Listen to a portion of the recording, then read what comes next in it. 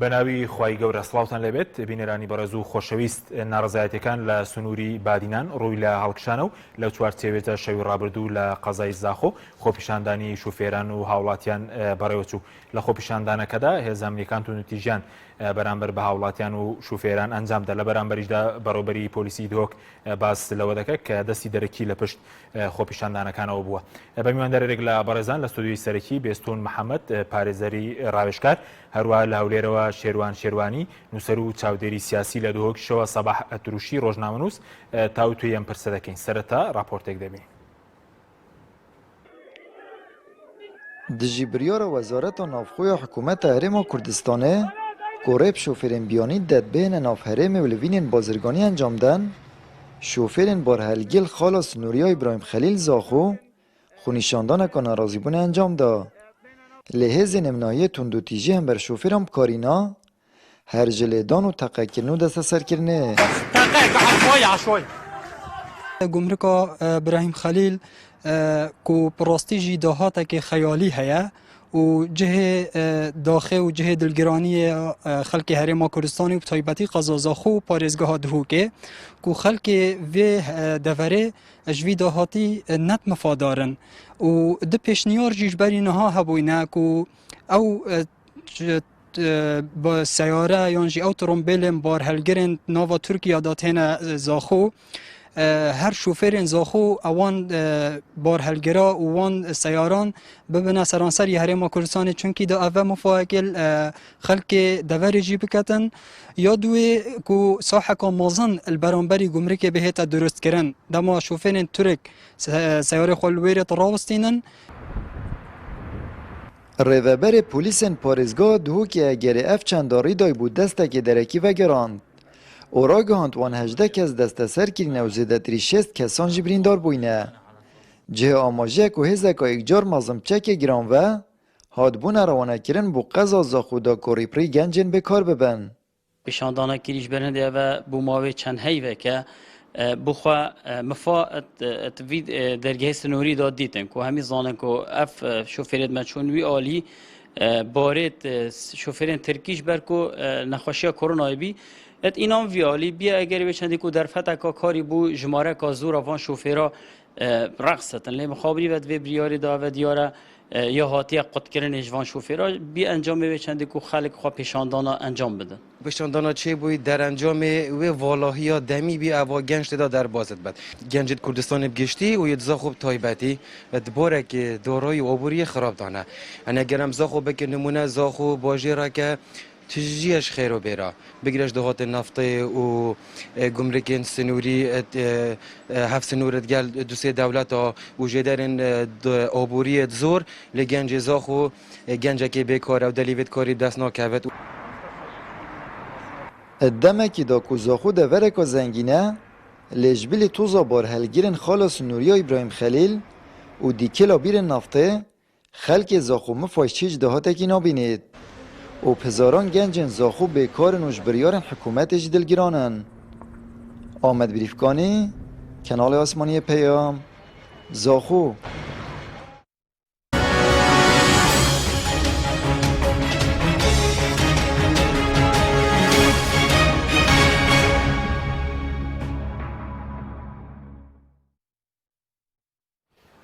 جارێکتر سڵاوتان لەبێت بینێرانی بەڕێز سوپاس بۆ میوانەکانمان کاک کێبێستون بەخێر بێنەگەر لە بەڕێزتانەوە دەست پێ بکەین. دەمەوێت سەرەتا سەرنجی بەڕێز بزانم بەسەر ناڕەزایەتەکان کە ئێستا لە سنووری پارێزگای سلێمانی لە سنووری پارێزگای هەڵابجا لە سنووری پارێزگای دۆک و بڕێنگە قەزای زاخۆش سەریان هەڵداوەتەوە چۆن لەم ناڕەزایەتیانە دەڕوانن؟ بەڵێ سەرەتا زۆر سوپاس. لە ڕاستیدا بێ بگەڕێنەوە بۆی دەوڵەتی فاشل بەرهەمی حکومڕانی فاشیل و سیستەمی فاشلە. ئەگەر عێراق سیرکەین لە 170 وڵاتی دنیا کە لە نەتەوە یەکگرتووەکان مەقعەدی هەیە یەکێکە لە دەوڵەتە هەرە فاشیلەکان بۆ معیارە نێودەوڵەتیانی کەوا ڕیزبەندیان کردووە. بەو پێی کە ئێمە بەشێکین لە عێراق ئەو حکومڕانی کە لە بەغداد لە دوای 2023 کە هاتووە و پێشتریش لە 63ەوە کە بەعسیەکان هاتنە سەر حکم و حزبی بەعز بە درێژایی 35 ساڵ حکومڕانی کردووە بە هەمان شێوە هاتنی کۆما ینی لە مەلەکیە و قەڵببوونەوە بۆ کۆماری تا ئێستا عێراق لە وڵاتێکی لە فەشەلبوو ناژیاوە هۆکارەکەش ئەوەیە یەکەم شت ئەوەیە کە ئەو دەوڵەتە ئەو حکومڕان و ئەو سیستەمەی کە هەیە باوەڕی بە مەسلەی هاوڵاتی بوون نییە باوەڕی بە مەسلەی ئینتیمای هاوڵاتی بوون نییە بۆ نیشتیمانەکەی باوەڕی بە مافی مرۆڤ نییە ئەگەر بە هەرێمی کوردستانیش بڵێن ئەویشتر بەزەبەت یعنی ئێمە کەوتم بەشێکین لەوە ئەوەی کە لە بەغدا بێ لێرە بێ ئەگەر بەراوردێ بکەین لەوەی کە لە مانگی دەی پار ساڵەوە بۆ ئەمڕۆ کە لە بەغا ڕوویاوە ئەومان بۆ دەرەخا کە عێراق دەوڵەتێکی فاشلە و چ مؤسساتێکی ژێی بابڕێەوە مؤسساتی قەمعی بابڕێەوە مؤسساتی میلیشیایی ئەی بابڕێەوە بەو پێیکەوە میزانی عێراق زۆربەی بۆ وەزارەتی دیفاع و وەزارەتی ناوخۆیە بە هەمان شێوەژەگەرەوە نەقڵکەینەوە بۆ ئێرە سیرەکەین ئەو بودجەی کە داهات و مەسروفاتی لە هەرێمی کوردستانی هەیە لە 50.3 بەو ئامارانی کە خۆیان نێڵێن تەرخانەکرێ بۆ هێزەکانی ناوخۆ و پێشمەرگە و دەستگاکانی حزب کە خۆیان مەبەستیانە کە ڕێکخراوە بە قانون لە هەرێمی کوردستانە بۆیە ئەگەر بگەڕێنەوە بۆ ئەوەی دەوڵەتی مؤسساتی کە تۆ بەرەوڕووی دەوڵەتێک گەبیتەوە جۆرج لە یەکێ لە ڕیوایەکانیە کە ناوی مەزرعەت الحەیوانە هاتووە تەوزیفی ئەم وەزعاکە ئەم جۆرە لە دەسەڵاتی پۆلیسیەکە کە قسە لەگەڵ ئاژەڵەکاناکە کە چۆن بێنەوە لەوەی کەوا ئەو حکومڕانە لە حکومڕانێکی جەنگەڵەوە بێنەوە بۆ حکومڕانێکی مەدەنی ئێستا لە عێراق و لە هەرێمی کوردستانە ئێمە لە بەردەم دوو ڕوانگەین گۆڕانکاری یا بە شۆڕژە بێ یا بە کۆدەتا بێ یا بە احتیجاجی مەدەنیە بێ احتیجاجی مەدەنی لە عێراقا بە حکمی ئەوەی عمقی استراتیژی عێراق بە 20 دەوڵەتی عەرەبیەوەی و لە ساڵی 20 شەوە عێراق دەوڵەتە خۆی بۆ خۆی توانیوێتی جۆرە لە جۆرەکان سیستەمەکە با بەڕێوە بەڵام لە هەرێمی کوردستانە ئێمە دەوڵەت نین لەبەرەوە ئەو جۆرەی کە بنەماکانی دیموکراسی و مەسلەی مافی مرۆڤ و مەسلەی بیرڕای جیاواز و ڕای جیاواز و تعبیر لە بیرروبۆچوونی جیاواز هێشتا نەگەیشتوتە ئەو پێوەرانەی کە بڵێ ئێمە حکمێکی مەدەنی ئەتوانین بە احتیجاجی مەدەنی یاخود بە ناڕزایەتیەکان ئەوەی مەبەستمانە ئەو داواکاریانی کە ئەمانە بگاتە مەبەست بەس پێ دوای نەگە سەرتا سەری بێ و بۆ لە هەموو ناوچەکان بێت لە دۆک وەکوەوەی بڵێن سونی پارێزگای دۆک لە سلێمانی لە بڵین لە هەولێر لە هەموو ناوچەکان بێت کاریگەری خۆی ئێمە تەجروبەمانەیە ئەبێ بگەڕێنەوە بۆ ئەزمونونەکانی کە لە هەرێمی کوردستانە احتیجاجات لە نەوەیەکەوە کە هەبووە و قوڵترینیان حەڤەی شوبات بووە هەمان بەس لە سلێمانی قەتیزما بوو بەڵام هەڵە گەورەکەەوە بوو کە لە سلێمانیەوە بوو خۆی ئەوایە لە ناوچەکانی درا هەموو کات مشکلەی دەسەڵاتی ئێمە و لەگەڵ ئەوانی کە ناڕازین و خۆیان وەکو حیزبی ئۆپۆزیسیۆن پیشانەدەن هەمیشە دەسەڵات کێشە ئابووری و ئیجتیماعی و سیاسیەکان بچووکەکاتەوە لە شتی بچووکترا لە شتی فەرعیە مەسەن بۆ نمونە لە موچەیە مع العلم موچە جزئێکی زۆر بچکۆلەی معیاری دەوڵەتی مؤسساتی مەدەنیە باشە تۆ گەر میزانیەکی چاکە دەبێ تۆ سێریکە هەموو حیزبە کوردیەکان ئەو من هەموو جارە قسەیەکە یاڵێ کورد و حیزبی کوردی لە یەک شتا یەک ڕێز و یەک دەنگن ئەوی ژەڵپەرچەیە لەگەڵ ڕێزمە یەک ڕێز و یەک دەنگن بۆ هیچ شتێک یەک دەنگ و یەک ڕێز نین ئێستا تۆ وەرە قسە بکە لەگەڵ حیزبێکی کوردیا ئەڵێ بێ لە بەغا یەک ڕێز و یەک دەنگ بین لێرەش ئەبێ یەک ڕێز و یەک دەنگ بین بۆی بتوانین کە خۆمان لەم قەیرانە بگوازینەوە بۆ ئاستێکی باشتر بەڵام وەکو وتم احتیجاجی مەدەنی یاخود ناڕەزایەتی مەدەنی بۆ سەرچاوە ناگرێ ڕای گشتی تەبەنی ڕای گشتی ناکە یەکەم لەبەرەوەی پلان و پیرانێکی استراتیژی نییە دووەم داواکاریەکان مەطلەبین یعنی ئانین یعنی شتی مستەقبەلی نین شتێک نییە لەسەر تەنمیە شتێک نییە لەسەر اقتصاد شتێک نییە لەسەر سیاست شتێک نییە لەسەر مەسایلی اجتیماعی مع العلم گروپەکانی دەسەڵات کە حکومڕانی دەسەڵات و دەسەڵات دەبن بەڕێوە لە هەرێمی کوردستانە ئەوان ئەیانەوێ کۆمەڵگە بترازێ لەو مەطلبە مستەقبەلیانە بۆ مەطلبە ئانیەکان ئیش بکەن هەر بۆیە ئەبینین لەکوێی دنیاە بۆ تۆ تەحدیدی ناڕزایەتی بڵێ فلان سەعات فلان ڕۆژ ئێمە سەرجادە شتیوان نییە. یانی تۆ سێریکە هەر لە شۆڕشی فەڕەنسیەوە لە ساڵی 1970 ئیعلانی عالمی ئیعلانی حقوقی ئینسان کراوە و حڕێتی تعبیر و ئەوە کراوە لە شێوەی لە ئاستی دنیاە لە ئەمریکای لە ساڵی 1950 کراوە بۆ حڕێتی تعبیر لە ئەوروپایە لە ساڵی 1950 کراوە لە ساڵی 1970 لە ئەفریقیا کراوە عەرەب لە 2004 حقوقی ئینسانی کردو بە میساق. سپاس دەگەرم وڵای بەڕێست کاک سەباح بەخێر بێ سوپاس بۆ ئامادەبوونت دەمەوێت تا سەرنجی بەڕێز بزانم لەو ناڕزایەتیانەی کە دروست بوون لە سنووری بادینان و بە دیاریکراوی و ناڕزایەتی شەوی ڕابردوو پێ دوایە ناڕزایەتیەکە پەیوەندی بە بڵەنجگە لە ڕەهەندی ئابووری ڕەهەندی سیاسیشی هەیە و ناڕزایەتیانەی کە شەوی ڕابردوو ڕوویاندا؟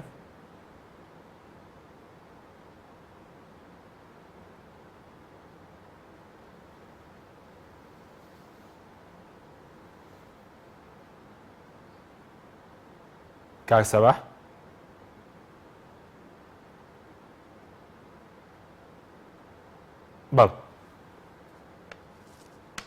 بەڵێ کاک سەباح گەرگوێت لە ئێمە بێت بەڵ دواتر دەگەڕین وڵای کاک سەباح گەر ئامادە بوو کاک بێسوون سەبارەت بەس بە دووڕووی دەسەڵاتدارانی هەرێم بڵین کە شەوی ڕابردوو و پێشتریش تەقە لە خۆپیشاندا دەکرێت بەڵام کاتێکە لە بەغداد بەرەوەچی بۆچی داوا لە دەسەڵاتدارانی عێراق دەکەن کە داواکاری خۆپیشاندەران جێبەجێ مەز لە ناوخۆی هەرێم هیچ داواکاریەک جێبەجێ ناکرێت؟ ئەزانی کاک حەکیم خۆی نیفاقی سیاسی زۆر مشکلەیە ینی نیفاقی سیاسی لە هەرێمی کوردستانە ئێمە بۆ بە کللتور بۆ ئەم حزبی دەسەڵاتانە ینی ئەوانەی کە لە دەسەڵاتان مەسەن بۆ نمونە تۆ 7 ساڵە 18 ساڵە ئێمە دەستوری عێراق هەمومانە با بەڕێوە و دەنگشمان پیاوە و متمانەمان پیاوە تازە بە تازە مەسەنێکە لە حیزبەکان و تەبێژەکەی ئەڵێ قوارەی هەرێمی کوردستان قوارەیەکی ڕەوا و دەستوریە ئەمە وایە تۆ لە ئەسحاب الکهف بی تازە خەبەر و بێتەوانێ ئەمە بڕابگەیەنی کێشەی ئێمە کێشەی سیستەمە کێشەی دەسەڵاتە کێشەی حکومڕانی ئێمە فێڵبازە و بۆچی فێڵبازن مەسەن کەمە ئەڵم دەوڵەتی عێراق دەوڵەتێکی فاشلە لە ناویشیانە هەرێمی کوردستان وەرە سەیری ئەو معیارانە بکە لە ساڵی 2005 لە ئەمریکا مجلەی هەیە فۆرس پۆلیس پێوترێ فۆرن پۆلیسی بەڵێ 12 مؤشری داناوە ئەڵێ هەر دەوڵەتێک ئەم 12 مؤشری تێکەوت دەوڵەتێکی فاشلە لە جانبی ئیجتیماعیە کۆمەڵایەتیە مەسەن بۆ نمونە فشاری دیموگرافیە بێت مەسەن لە ناوچەیەکە فشار دروست دەکات بۆ نمونە کۆچ و پەناهەندەیی و کۆچکردن لە وڵاتی خۆت بەرەو دەرەوەی وڵاتەکەت ئەڕۆیت بۆ نمونە تۆڵەسەندنەوە بە نمونە هجرەتی نخبە هجرەتی عەقڵ تۆ سێری کە لەم چەند ساڵی دوایە زیاتر لە 4-5 دکتۆر و مامۆستا و مهندست و محامی و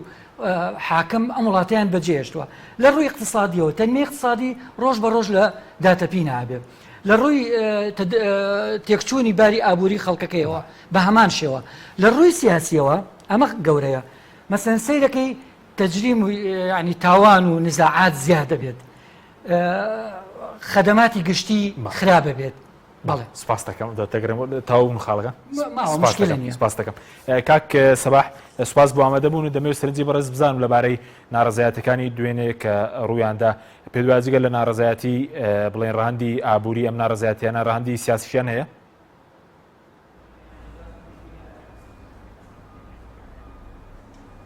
بەڵێ دەنگم تەواوە باڵێ فەرموو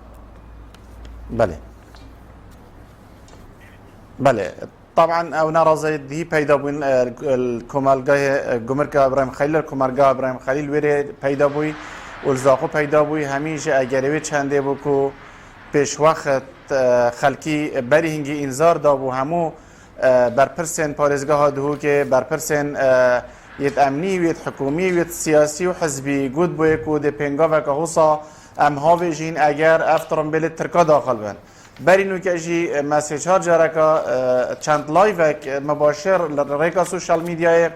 من ناف خەلکی زاخۆ بەڵاوەکردن و مە هایداری حکوومەتێکر و هایداری سازین حکوومەتێکرن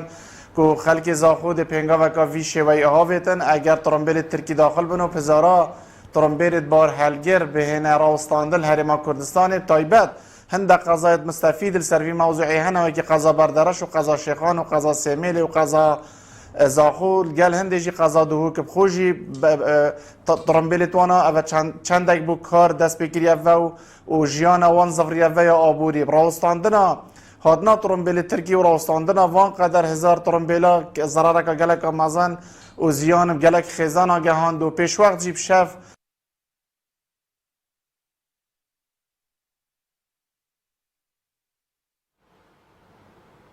بەڵێ کاک سەباح بەڵێ بەڵێ باولەوین لە کاک سەباح دەکەین کاک بێسوم گەرم وڵای بەڕێز باسی پێوەرەکان کرد بەڵێ پێوەرەکان گەشتمە خاڵی سێمیان یەکەمیان تاوان بوو دووەمیان هەڵوەشانەوەی نەبوونی خزمەت گوزاریەکان بوو سێم پێشەرکردنی مافی مرۆڤ چوارەمیان دروستبوونی دەوڵەتی ئەمنیە لە ناو دەوڵەتە ینی مؤسساتی ئەمنی خۆی بۆ خۆی دەوڵەتێکی سەر بەخۆیە ئەوەی کە ئێستا هەمومانی بینین ئێستا لە هەرێم دەوڵەتی ئەمنی نەک دەوڵەتی ئەمنی هەر حکومڕانی پۆلیسی حکومەکە وەگەر بژڵێ حکومڕانی پۆلیسی چییە؟ حکومڕانی پۆلیسی ئەوەیە کە تەواوی جانیبەکانی سیاسی ئابووری کۆمەڵایەتی بە دەستێکی پۆڵاین حکومڕانەکە سەرکوودەکان ناهێڵە هیچ کەسێ لە ڕێڕەوی ڕاستەخینۆی خۆی بەپێی تاوای لێیە ئەو دەسەڵاتە لە ڕووی قانون و لە ڕووی سیستەمی حکومڕانی و واتە سەورەکەی یەکێکە یعنی هەرگیز بە قانون ناڕوا بەڕێوە هەمیشە ستەم و جەوری ئەو دەسەڵاتە وا ئەکا کە ئەو جانبانە بۆ خۆی حکومڕانیکە خۆی کۆنتترۆلکە سەیریکە بازار کۆنتترۆل کراوە سنوور کۆنتترۆل کراوە پەرلەمانتارەگری وەزیرەگری هەمووی یەک قسەکەکە یەکێ لە خەسڵەتەکانی تریش تۆ سەیریکە ئەم حکوومەتە ئێمە باشترین یاسای داناوە کە لەوانەیە یەک نەگرێتەوە لەگەڵ زۆر شتی ئەوەی کە لەگەڵ بیرروڕای زۆریشمانە مەسەن یاسای چاکسازی خۆی قانون چاکسازی داناوە ئەتوانم ئێستا هەر بەخاڵ زیاتر لە دە ئەو هەموو بەتەغار قوانین و تعلیمات قرارات و تعلیمات و ئەنزیمەی دەرکردووە هەر خۆی بۆ خۆی پێشێلی ئەو قانونی چاکسازیاکە لە کاتێکە ئەگەر تۆ قانون عام و مجرڕدە یعنی کە قانون لێدانرێ بۆ کۆمەڵگە دانرێ بۆ بێستون و بۆ مامۆستا حەکیم دانانرێت ئەمە بکرێ بەبەری ئەم دوانەیە و بەس بۆ ئەوان بکرێت مەسەن بۆ نمونەڵە دامەزران ئەبێ بە لەسەر ئاستی میزانیە بێ لەسەر ئاستی میلاکات بێ ئەبێ شوێنی فراغە بێ لە یەک ڕۆژە 15-20 کەس دامەزێنێ بە مستەشار و بە وەکیل وەزیر و بە مدیر عام و بە وەزیر بێ ئەوەی تۆ بێ بڵێ کاکە تۆ خۆت پێشێلی یاسای چاکسازەکەکەی باشە تۆ کەسێری یاسای چاکسازیەکەی وەرە باشە حکومەت تۆڵی من قۆناغەکەم قۆناغی ئیسلاحە هەموو حکومڕانیشی و لەسەر بنەمای دیموکراسی بێت باوەڕی بە مەسائلی مەدەنی هەبێت ئەبێت چاکسازی بکە لە چۆنەتی دەسەڵاتی و لە چۆنەتی حکومڕانیە باشە تۆ یاسایەکە داناوە یاسای ئیسلاحە چێ ئیسلاح چێیکە ئایا ئێمە خراپەکاریمان کردو وەکو گەل و چین و توێژەکان یا دەسەڵات کردوێتی ئەگەر سێری ناوەڕۆژی قانونی ئیسلاح بکەیت کە ئەم حکومەتی کابینەی نوێیە دەری چوان دۆ پەرلەمان دەنگیاوەتێ شتی باشی تایە بەڵام وەرە تەطبیقی کە بەسەر فروعاتی خۆتان و ئەو خۆتان کەوتان کردووە سێریکە بەدەیان و سەدان محافظ و قایمقام و مدیر ناحیە و مدیر عام و مستەشار و لەسەر ئەمانەی دروست کردووە هیچ پلێشیانی و موچەشیان لێ ێ باشە وەرە چاکسازی تیا بکە تۆ خۆت ئامانجێکێ لە چاکسازیەکان دەڵی دادپەروەریە ێ باشە چۆن موچە بگەڕێنینەوە بۆ خەڵک ئەڵێ بۆ نمونە ئەڵێ میزانیەمان نییە ێ باشە تۆ بۆ چاوەڕی بەغاکەی میزانیت بۆ بێ خۆی 320 ملیارە بۆ هەنێرێ 270 ئەڵەی نەوتەکەمە 120 ژەڵی وارداتی سنوورەکان عینەکانمە ناوخۆیە ێ باشە وەرە تۆ پەرلەمانت دەیە 111 پەرلەمانتارت دەیە وەرە کاکە بە قانونی موازنەوە بۆ دەرکەن وەرە با بزانین میراکات چییە وەرە با بزانین ئەو قانونی ئیسلاحەت چۆن ئەمانە تەکیفی بکەین و چۆن بیکەینە واقع بەڵام مشکلەکە چییە من هەموو جارێ ئاڵم ئێمە مشکلەمان لە قانونە نییە مشکلەمان لە تەطبیقی قانونایە تۆ بە من ئەڵەی نابێت لە دەسەڵاتی قەزاییە ئەبێت پاکسازی و چاکسازی بکەیت هەر دوێنێ تۆ خۆت پێشرکاری قانونی سلاحت کردووە ئیدعای عامەت گەڕانەوە ساڵێکت گەڕانەوە تەمەنی درێژ کردوتەوانێت بێ هیچ دەسەڵاتێکی قانونی کە تۆ بۆ نییە ئەمە بکەی بە پێی قانونەکان پێکراوەکان و ئەوانەی کە خۆت باوەڕ بەس ئەوەی کێسێمە دەبین لەم خۆپیشاندانەکان ناڕزایەتەکان بەردەوام باز لە وشەیەک دەکرێت دەستی دەرەکی لە پشتە پێ دوای ئەو خۆپیشاندان ناڕزایەتێنی کە پەیوەندیان بە برسێتی خەڵک و بڵین هەژاری و بێکاری و یاخود هیچ پەیوەندێکی بەرەسی دەرەکیەوە هەیە کاکە یەکێ لەو معیارانی کە باسم نەکرد تداخلکردنی ئەقلیمیە لە دەوڵەتی فاشلە عێراق دەوڵەتێکی فاشلە سەیریکە لە سووریاوە تداخلادێ لە تورکیاوە تداخلادێ لە سعودی و خەلیجەوە تداخلادێ لە ئێرانەوە تداخلادێ چ بوقعەیەک ماوەتەوە بۆ دەسەڵاتی عێراق و هەرێمی کوردستان هیچ شتێک نەماوەتەوە لەبەر ئەوە کە تداخلا دەبوو تۆ ناتوانانی حکومڕانی ساغڵەم و مستەقر سیاسەتی مستەقر دەبێت ئەوەشی کە شتەکەکە هەمیشە بەجانیبی فەرعیەوە مەشغوڵە دەکات مەسەن بۆ نمونە دوێنێ شەو تا بەیانی ناڕەزایەتیە بووە پۆلیس دەڵێ پۆلیسی منتقەکەڵێ ئەڵێ هەژدە چەکدارمان گرتو وابوون و ئەمەیان کردووە لەم ناشەوە ئەڵێ یعنی جۆرێک لە بێمتمانەیی دروست بووە بۆیە من ئەڵێم هەموو جارێک ئەڵێم ئەگەر بتەوێ ناڕەزایەتێکی من دەمی شێو قسەیان کردووە ڕای گشتی دروست چۆن دروست دەبێت بە ڕێکخراوە مەدەنیەکان ڕێکخراوی مەدەنی 5,000 ڕێکخراوی مەدەنی لە هەرێمی کوردستان ئایا لە 180 حیزبیە لە 180 حیزبیە باشە بە نخبە دروست دەبێت یەکێ لەو معێرانی کە دەوڵەتی فاشلە دروست دەبێت فکری نخبەوی تەقسیمە بێ هەر یەکەمان ڕائیەکمانەیە ئەبین بە دوو بەرەوە بین بە سێ بەرەوە مەجموعەیەکمان کۆڵەیە مەجموعەیەکمان نەکڕین مەجموعەیەکمان دەئەنشین مەجموعەیەکمان هجرە دەکەین عقلەکان کۆ نابینەوانێ سپاس دەکەم ئوستاس کاک سەباح ئەگەر گوێت لەێمەوێ ببوورە پەیوەندەکەمان پچرا باسیەوەت کرد کە خۆپیشاندانی شوفێران هەبووە بەهۆی ئەوەی کە ڕێگە نەدراوە شوفێرانی هەرێمی کوردستان پرسنە تورکیا بەڵام بە پێچەوانەوە شوفێرانی بڵین وە بارەڵگرەکانی تورکیا دێنە خاکی هەرێمی کوردستان پێ دوای ڕەهەندەکان جگە لەو ڕەهەندە ئابوووریە ڕەهەندێکی سیاسیشی تێدای ئەو ناڕەزایەتی و خۆپیشاندانەی کە شەوی ڕابردوو لە سنووری قەزای زاخۆ و کۆمەڵگەی ئیبراهیم خەلیل بەڕێوە چوون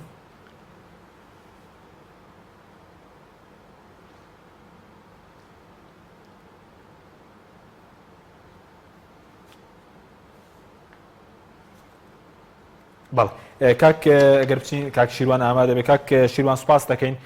ئەگەر سەرەتا لەوە دەست پێ بکەین سەبارەت بە و ناڕزایەتی کە لە بادینان دەستی پێکردووەوە کاری زیادبوونی ناڕزایەتیەکان بە تایبەتی لە چەند مانگی ئەم ساڵدا بۆچی دەگەڕێتەوە؟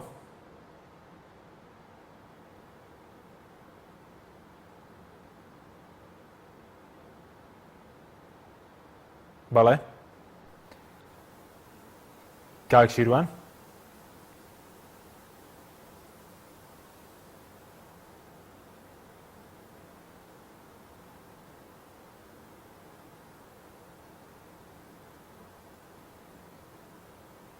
کاک شیروان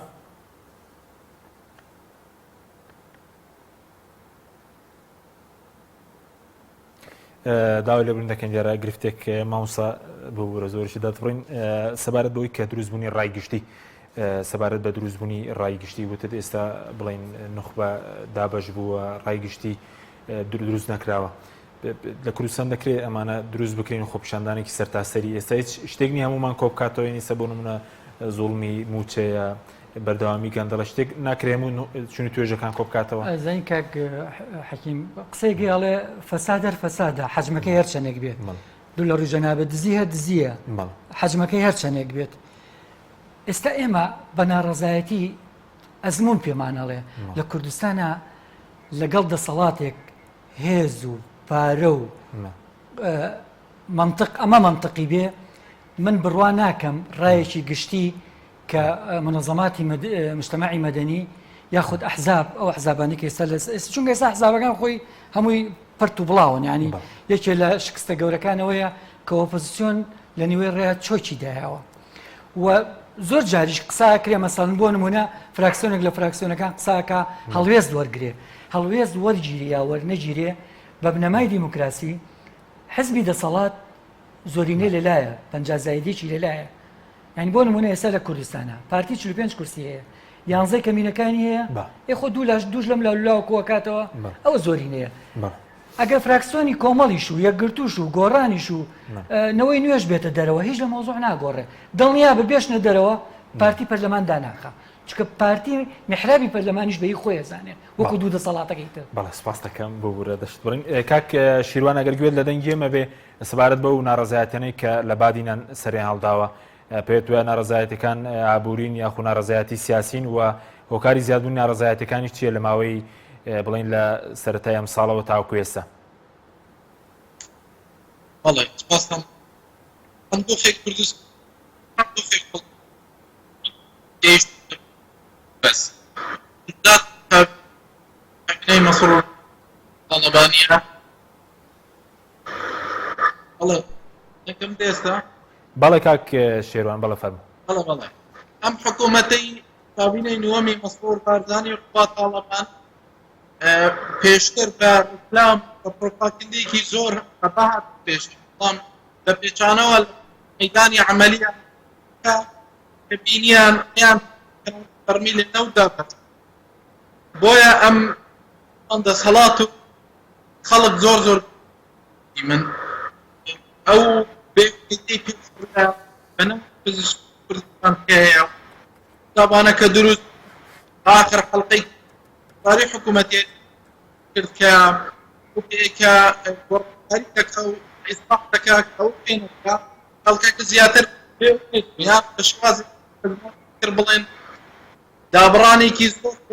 وە لە نێوان ملات و دەسەڵات ئەم شتەش گەیشتوت ڕۆناقی زۆر بڵ گەیشتوت ئەوەی کە تەنانەت ئێستا بێ ئومێد بەڵکی مەدەنیش لەوە دەکاتەوە پاپەڕێ بیر گورزێک بوەشێنێ بیر لەوە بکاتەوە کە چاڵاکی ڕادەتەوەی بینیمان پێنە شەو دەزاقو و معلومات ئێوەش ئەمە 3 مانگە یان 3 مانگ نزیکی 6 قوتسانانی گەورە لە ناوچەی بادینان سەریان ئەمەش علاقەت خاوی و کابینەی نوۆم یان بە زمان فەشەل و شکست ئەم حکوومەتە کە نەیانتوانیوە لە تەلەفۆنەکە پەخدا دەرکەوت بێن لە نەدان دەرکەوت بێن ولا فورمة لفترش كيف يعني أنا وش نوصل هستان باري أم خلق لباش سايب الرياض شد أسطوريا كرسيان لده ويا لتكيش بشالات يعني سبتيش كومتا ناتشد ويا بيرلا بله بەڵێ کاک شێروان بەڵێ سوپاس دەکەم ناوبڕێکمان هەیە دواتر دەگەڕێمەوە لای بەڕێستان بەڵێ بینەرانی بەڕێست ناوبڕێکی کورت و دەگەڕێنەوە وڵات تۆپ ئارت تاکە بریکاری تۆڕی میدیایی کۆمەڵ بۆ دروستکردن و بڵاوکردنەوەی ڕێکلام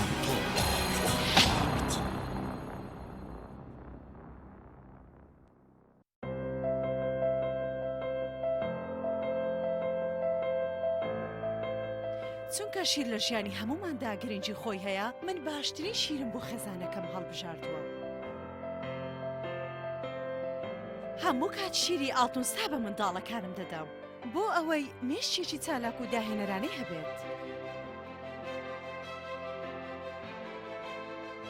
من بە شیری ئاڵتونسا کێک و شیرینی دروست دەکەم شیری ئاڵتونسا ڕۆڵێکی گرنگی لە خێزانی ئێمەدا هەیە 100% سروشتی تامێکی نایە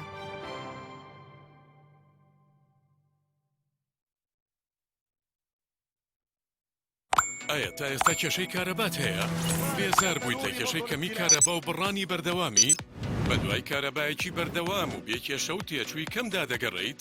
ئەوە فانسی پاوەر سەرجەم و کێشانەی بۆ چارەسەر کردویت بە دانانی سیستەمی سۆلار و وەرگرتنی وزە لە خۆرەوە بە بەکارهێنانی باشترین مەوادی ستانداردی جیهانی کە سەرجەمیان گرنگی چەندین ساڵیان لەگەڵدایە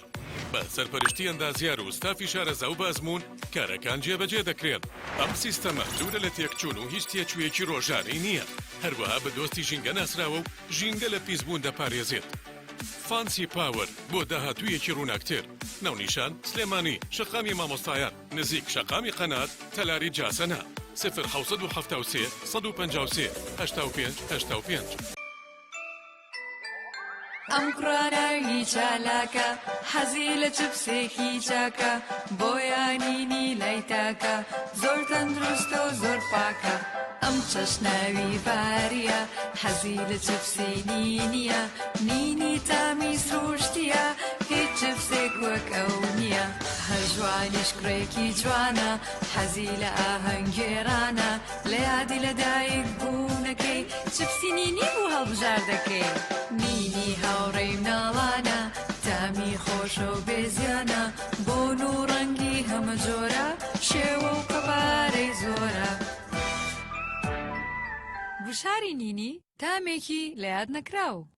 برنجێک بخۆن کە دڵنیابن لەسەر چاوەکەی چونکە تەندروستیتان لە هەموو شتێک گرنگترە برنجی سروشتی شیمال باشترین جۆری برنج لە تەواوی دنیا ئەویش بەهۆی ئەوەی لە خاکێکی بەپیت و جەوێکی شێدار و باراناوی شیمالی ئێراندا دەڕوێت برنجێکی سروشتیە و هیچ مادەیەکی کیمیایی و حافزەی تێکەڵ نییە و هیچ زیانێکی بۆ سەلامەتی و تەندروستی و قەڵەوی نییە بگرە زۆریش بەسوودە پێکاتە و ڤیتامینەکانی برنجی سروشتی شیمال پرۆتین، ئاو، ڤیتامین ئی، کالیسیۆم، ئاسن، مەگنیسیۆم، مەنگەنیز، پۆتاسیۆم، ڤیتامین B1، B2، B3، B5، B6 واتە ئەم برنجی کارگەکان نییە خاڵی بێت لە ڤیتامین بەڵکو و چڵتوکە و خۆمان کڕی دەکەین شێوازی لێنانی لەگەڵدایە بۆ دەستکەوتنی برنجی سروشتی شیمال پەیوەندی بکەن بە 0 353 27 27 هەر کات تاقیتان کردەوە خۆتان بڵاوی دەکەنەوە.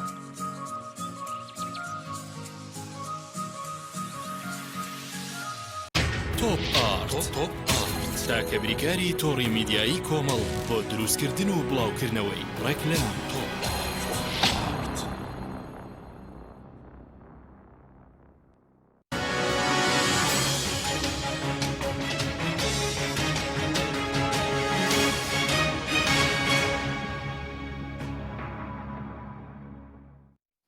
جارێکتر سڵاوتان لەبێت بینێرانی بەڕێز کاک سەباح بێمەلای بەڕێز دەگەرگوێت لە دەنگی ئێمە بێ سەبارەت بەو ناڕەزایەتیانەی کە لە سنووری بادینان هەیە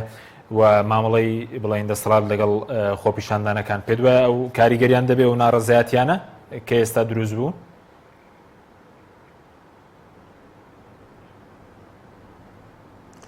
بله کارتێکردنا خو gelek hebû taban nerazîbûna xelkî û hatna xelkî bû sercadît bîte eger hindێk û dengê we bigehîtin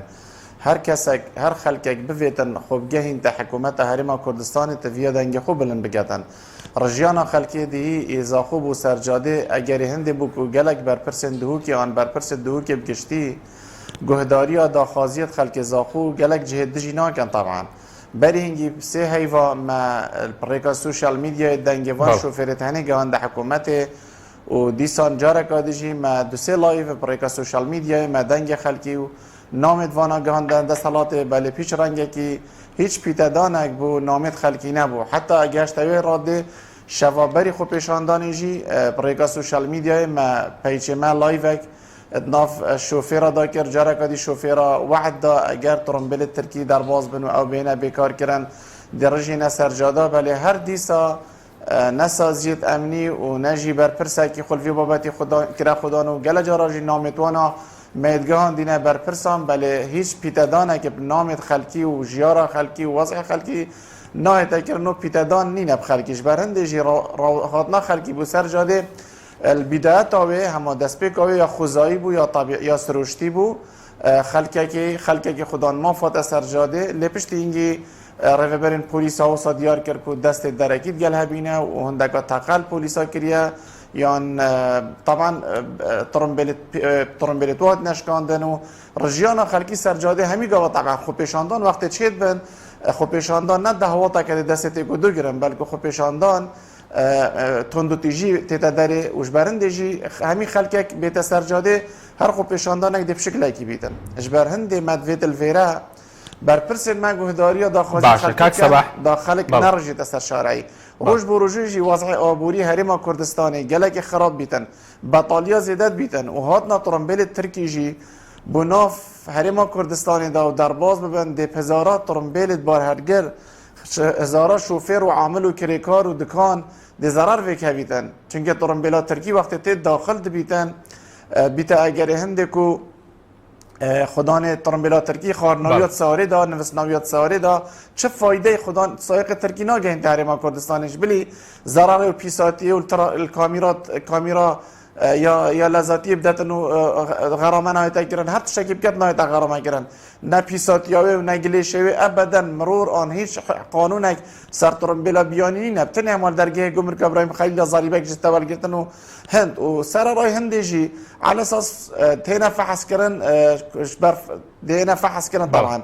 افريقيا برسفك بمنهاتش لا چند شوفيرين بار هالجرغوتي بار كاك صباح حفظ غرفات جارين معاملة خود ماشينن غرفة هشتش نيكا فحص كورونا كان يعني هكا كورونا ليه بيتن اوی شوفر ترک همی کارمند گمرک ابراهیم خلیل ده توشی ویروسی کردن و دهت ناف هرم کردستان دو حولیر و سلیمانی و عراق دیگریتن دوی ویروسی بالاف کردن اجبارندشی داخازی فی خلکی بتنه او بصحه تبادل بیت دانان اف شوفر ترک نه ناف هرم کردستان دا و استفادهش شلای ترمبیل با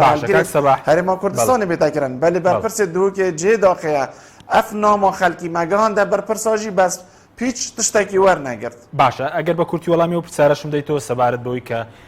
برپرسانی دوگ باز لبکارینانی چک دکن لایان خوپیشاندران و خوپیشاندران چکیان پی بوه و سبارت به دروازه ابراهیم خلیلیش هیچ خیر و بیری که با خلکی زاخو و سنوری پارێزگای دوگ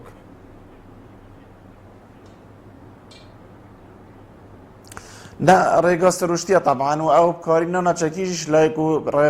ڕێڤەری گشتی پۆلیسی هەرێما کوردستانی ئان ڕێڤەری پۆلیسی دووکێ دیار کردی و خەلکی چەکێ بکار ئینای پەیوەندیامە ئەم سەحافیت گەل دوو قوڵا شولکەین مە پەیوەندی شوفێرە کردە شوفێر بژن هیچ کەسێکش مە چەکی هەل ناگریت و هەر کەسێکی چەک هەلگربیت و چەک کارینا بیتن و بلا بێتە سزادان بەلێ نه تلفیق تهمه بیت آن تهمه که بو شوفیر بیت چه کرن آن تهمه بو چه کن و داخوازت کن و ام خلک دو که خرج داخواز بکن او کسی بتوان بگو نه تنهات این سرجاده داخواز مافی خود کن او بهنه آزاد کرن و او کسی تقه کر بیتن اگر ایکی تقه کر بیت تاوانه کر بیتن اگر بردا بیت عرده که او یاسا بریاری سردتن ام نشن هیچ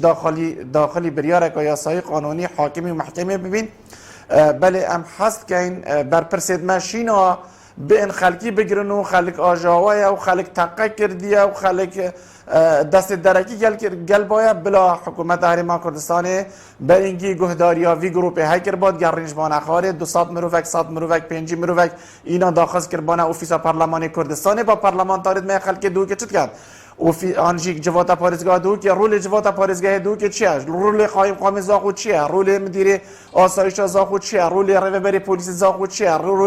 رول رکخراو جواکت مدنی چیه رول پارت سیاسی چیه کی دخل فی خلکی که تاخدان يعني الا في خلقها برجت الشوارع وجمرك بصوجيتن وسارة بصوجيتن ودمائي كي خلق متهم خلق تقاكري وخلق مجرمه وخلق داخاز مافي خوي كي بيشواجي سي هيواجي من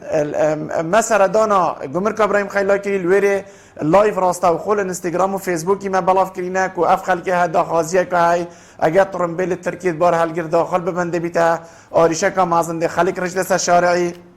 نه تقبل کردن و ویگاف کیجی شوفر یوی وعدی دن اگر حکومت هرما کردستان سروک حکومت چهار سر نکد وی بابتی ده اف بابتی بردوام بیتن و مترسیا هندی های گلک کارندی جی بینه کرن بلکی گلک ترمبیل ترکیب بنا ضررمند هندک بیشم که ضرر پوش بکویدن سپاس دکم کاک شیروان سبارت بو خوبشاندانی که دوینه روی ده خوبشاندانی شوفر و بشکل حولاتیش هیچ رندێکی سیاسی هەیە یاخود بڵین ئێستا دابڕانێکی زۆر دروست بووە لە نێوان بادینان و پارتی بەڵێ هەموو شتێک بیانووی هەیە ئەگەرنا تێکەڵاوێکە لە تووڕەبوونی خەڵک لە طموحاتی سیاسی لە داواکاری بنەڕەتی گۆڕینی سیستەم دوێنێش کام خەڵکە مزاهرەی کرد ئەوانەی کە سەر بەدەست هەڵاتن ئەو تۆمەتیان دروستە کرد کە ئەمانە تەنها داواکاریەکی محەدەدیان هەیە خەڵکی تر چییە بەگەڵی کەوتووە تەنانەت مدیری پۆلیسی دۆکیش وتێتی بەشێکی ئەوانەی کە گرتومانن بەشێکی شۆفێرن ئەوانەی تر خەڵک نییە بەڵام خواگەر سەیری هەموو شۆڕشەکان بکەی هەموو مزاهرەکان بکەی وڵاتانی عەرەبی تەنانەت ئەوەی تۆنس لەسەر عەرەبانەیەک دروست بوو هەمووی قەزیە عیلاقەتی بە ژیانی خەڵکەوە یا ئیدارەدانی ژیانی خەڵک مەسەلەیەکی سیاسیە تو ناتوانانی تێک هەڵکەی پێشتریش کە دوو جار پێش چەند ساڵێک کە گومرگی ئیبراهیم خەلیل تێنراوە هەر ئەم هۆکارانەی هەبوونن قەزەکە قەزەیەکی سیاسی و سیستەماتیکە کە خەڵکەکە پەلاماری گۆمرگی ئیبراهیم خەلیلیاندا خەڵکەکە ئەوێ بڵێ لەو نەوتەی کە لە زاخۆ بەرهەم دێ کە لە نەوتی تاوتێ گەورەترین حەقلا لە لۆکی بادینان هیچ شتێکی بۆ ئەم خەڵکە نامێنێتەوە پێچگە لە کەڵ پێچگە لە دیسایی لەو گۆمرگە کە خێر و بێری حزبێکە کە ئەچێ بۆ گیرفانی بەرپرسێکی گەورەی بنەماڵی باردانی خەڵکی زاخۆ تەنانەت دەمی پتر و دۆلاریش قازانچینەی ئەوێ هیچ داهاتێک نییە ئەوی ئەمێنێتەوە بەس با ناوە قرسەکەیە و هیچ خێر و پێرێکی لەو هاتە بۆیە حەجەتی کوپاندان یان سەرهەلدان حەڕەکەی معارض وتم لە هەیامی دێمەکە نزیکەی 6 کوپچاندان لە سنووری بادینان دروست بوونە ڕاستە هەریەکە حەجەتێکە لە شێلاتێ بەهۆی تەداغڵ و دەستدرێژی تورکیایە لە بەهۆی لە هۆک خاندانی مامۆستایانە لە پێخان لە شنگال بەهۆی بەێنەدانە گەڕان و بزێدی خۆیان بەڵام هەمووی کۆی علاقەتی بە سیستەمی سیاسیە دەتوانێت مەطلەبی سیاسیە ئەمەش بەدیدی من بۆ هەڵبژارنی داهاتوو یان بۆ قۆناغی داهاتوو زۆر قرس لەسەر پارتی دەوەستێ باشە لەبەرەوەی پارتی هەناسەیەک نادا بەشتی سروشتی دروست بکرێت مەلایەکی حەق بێ سەر هەڵدا لەسەر کەردادا دادەبا ڕژنامە نووتێک بێت راپۆرتێک کۆماڵ بکە ئەیگرن ساڵاکمانێک بێتە مەیدان خۆپشان دان بکە بنکاوی دەکەن یعنی ئەمە مامەڵەیەکی تەواو چیە لەگەڵ پرۆسەی دیموکراسی بۆیە پارتی ئێستاش خۆی دەزانێت کە زۆر لە بۆمبەی تەوقیتگیری لە ژێر قاچەکەی داهەن بۆ کە هەناسەی لە خەڵک بڕیوە عەمەلی دای دەڵێ گۆشار پەقینەوە دروست دەکات تۆ دەتوانی ئەمڕۆ عمری خۆ تەجویل بکەی دەتوانی ئەمڕۆ خەڵک بێدەنگەی زیندان بکەی چاو بکەی بەڵام ئەمە هەمووی ناتوانانی قەناعەت خەڵک بۆ بێنی کە حکوومەتێکی ڕەشیدەیە کاتێکی سەرکەوتووەیە هەمووی ئیماژەی بەشەل و شکستی ئیسبات ئەم حکوومەتەی مەسعود بارزانیە کە نەیتوانی فەرمیلێکی نەوت لەسەر خەڵک دابەشکە چ جای ئیسلاح لە گۆمرگ و خاڵە سنووریەکان لە داهاتی خەڵک تەنانەت بڕینی موچەی خەڵک و تەنانەت قورتکردنی بار و بات لەسەر شتی ئەم ملەت باشە بەس وەکو بادینان پێ دوایە وەکو بۆمبێکی تەوقیت کراوایە ناڕەزایەتەکان گەشتونەتە ئەو ئاستا یاخود شێوازی مامەڵەکردن لەگەڵ ناڕەزایەتی خۆپیشاندان چالاکی مەدەنی ڕۆژنامەنووس چۆنە لەو دەڤەرە؟ بەڵێ وەڵامی ئەوم داوە کە لە فیزیا شتێک هەیە بەڵێ ئاڵتەقە تولد و طاقة تو زۆر شتێک بگوشی لە ئەتەقێتەوە ڕێک بادینان خلالی 26 ساڵە مەسەلەی تیرۆر هەرچی نقطەی تەربەخۆیە لە بادینان تیرۆر کرا هەرچی ئیرادەیەکە لە دەرەوەی پارتی دروست بووە خێنکێڕا هەرچی حرەکەیەکی یاخی دروست بووە دەستیان بەسەردا گرتووە و سەرەڕای ئەوە هەندێک قیام هەندێک بەهای زۆر غەریب لەسەر خەڵکی بادینان تەپێنراون بۆ نمونە ڕێککەوتنی 50 ساڵە لەگەڵ تورکیا تەنانەت ئەم کوپاندانەی کە لە زاخۆ دروست بووە ضمنی ئەو ڕێککەوتنەیە کە پارتی لەگەڵ بەناوی حکوومەتیاری کوردستان لەگەڵ تورکیا هەیە یەکێک لەو بەندانە ڕێ ئەدا بە چاڵاکی بازرگانی تورکیا زیاتر بۆ قوڵای هەرێمی کوردستان ئەمەش عیلاقەتی بۆ ڕێککەوتنە هەیە بەو قیەمانە هەیە کە پارتی تەپێنراون لەسەر خەڵکی بادینان فکرە مەلەفی شەنگالمان هەیە مەلەفی سنوورەکانمان هەیە مەلەفی دزی و گەندەڵی هەیە خاڵی سنووری هەیە زۆری تر لە بوومی تەوقیتکران ئەوانە هەمووی دوادوار دەبنە خاڵی مەترسی لەسەر پارتی بۆ سێرکە یعنی ئێستا پارتی ڕۆژانە یان قۆناغ بە قۆناغ بەرەی تازە لە دشی خۆی دەکاتەوە ما خەریکە تەنانەت ئاغاکانی بادینان ئێستا خەریکی جمودۆڵێکن ئەوانی دەرەوەی پارتی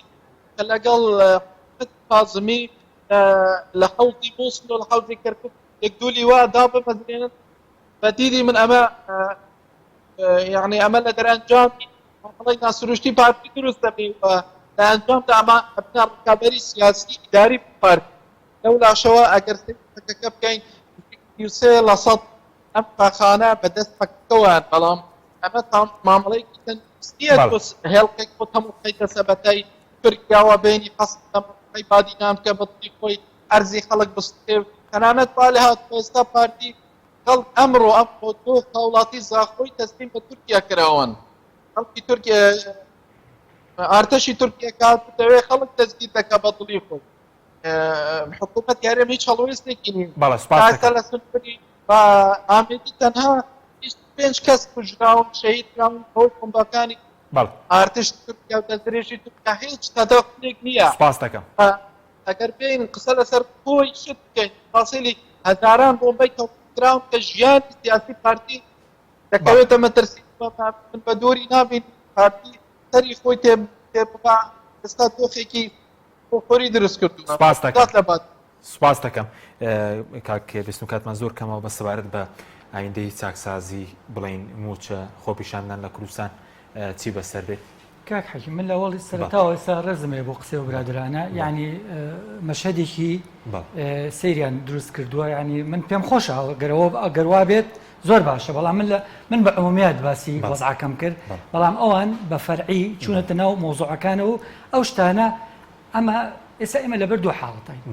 من ئیمانم بەوە لەم لەحزەیە ئیمانم بەوە نییە کە ناڕەزایەتیی گشتی دروست ببێت لەم قۆناغایە لە ئێستاە چکە هەر دوێنێ سعدی پیرە قسەیەکی کردوڵێ ئێمە ئەگەر پارتی لە دەرگاوە دەرمانکە لە پەنجەرەوە چینەوە ژوورەوە بۆ لای پارتی لەبەر یەک ڕێزی ماڕی کورد معنەی وایە پارتی ئەو هێزە ئاسانە نییە ئەوە نەخۆش باوەڕ بین بە لینێکی جزئی و ئانی مەطلبی لەبەرەوە ئێمە لە بەردەم دوو حاڵین سە ئێمە هەڵبژاردنمان لە بەردەمایە ئەگەر هێزەکان ئەحزاب لەگەڵ مجتەمەعی مەدەنیە لەگەڵ کەسایەتیەکانە لەگەڵ نوخبەیە ئەیانێ بەرەیەشی دژە دەسەڵاتی حیزبی دەسەڵاتی حکومڕان دروستکەن لە هەرێمی کوردستانە هەڵبژاردن لە پێشە و ئەبێ ئێمە ئەفکار و بۆچوون و بەرنامە و تەختیت و پلانەکان یەک خەینەوە بەڵام من بە بۆچوونی من لە ئێستاە ئەوە نەخۆش باوەڕ بین کە بەو شێوەیە کە ئەم سیستەمە هەروە بە ئاسانی واز لە وەزعیانێ من بڕوان ناکەم سپاس دەکەم کاک سەباح زۆر بە کورتی سەبارەت بە مامەڵەی دەسەڵات لەگەڵ ناڕەزایەتەکان و تایبەتی بڵین کەریتینەکردن کە لە نێوان پارێزگاکان هەیە بەڵام ئێستا لە بڵین شوفێری تورکی دێتە شارەکانی هەرێمی کوردستان چەندە بێکاری و هەژاری لە دۆک زیادی کردووە بە کورتی بێ سپاس دەکەم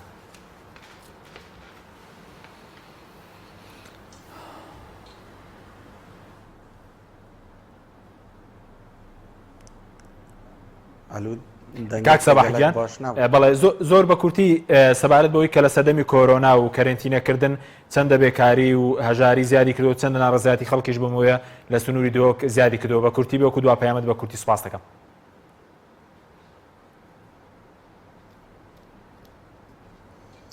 دەنگ بۆ وازح نەبوو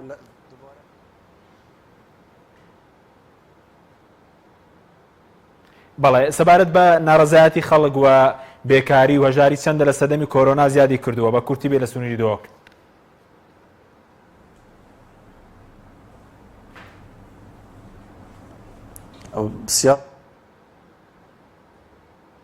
بەڵێ سوپاس دەکەم کاک شیروان نیو خولەکیش بۆ بەڕێز سەبارەت بە مامەڵەی بڵین دەسەڵات لەگەڵ ناڕەزایەتیەکان تایبەتی کابینی نوێم مامەڵەیەکی تاوە پۆلیسیە وەکو دوا پەیامشت بە کورتی بێ سپاس دەکەم بەڵێ ئەمڕۆ دیمەنێک بەڵاو بۆتەوە کاک حەکیم